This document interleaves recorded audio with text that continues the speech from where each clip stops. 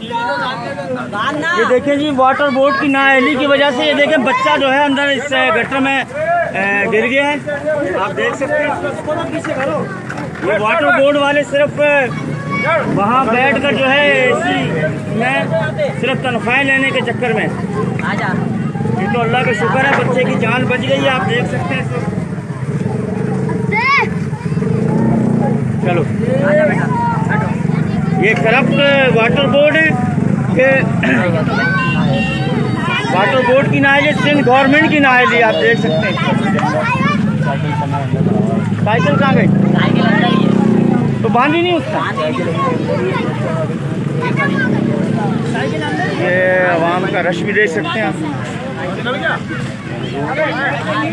बच्चा बच गया।